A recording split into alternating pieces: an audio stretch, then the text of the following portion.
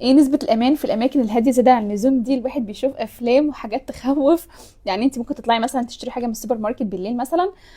بصي طبعا هي بالنسبة لموضوع الافلام، هي الافلام دايما فيها مبالغة، يعني الافلام فيها مبالغة في التصوير وفي مش عارف ايه، وحد طالع من الشارع والدنيا ضلمة وحد مش عارف ايه والماسك والحاجات دي، لا فيها مبالغة.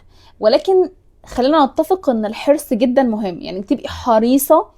دي حاجة مهمة، حتى لو انت قاعدة في منطقة زي اللي انا قاعدة فيها، اهالي وبيوت وكله عارف بعضه والدنيا امنة جدا ومفيش مشاكل.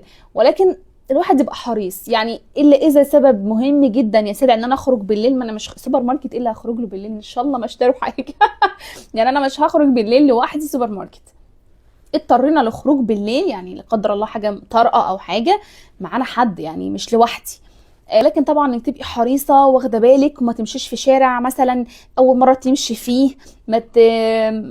ما تطلعيش تتمشي، لا لو هتروحي مشوار روحي بعربيتك او تروحي يعني مع حد. الحاجات دي طبعا مهمه وضروريه. ولكن هو في الاخر الافلام طبعا فيها مبالغه.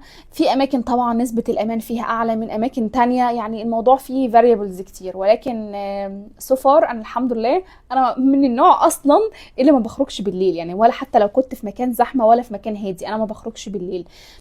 الافلام الامريكي الرعب دي مغيره مقاييس جامد. عارفين الافلام بتاعت سكريم 1 و 2؟ مش عارف، يا لهوي.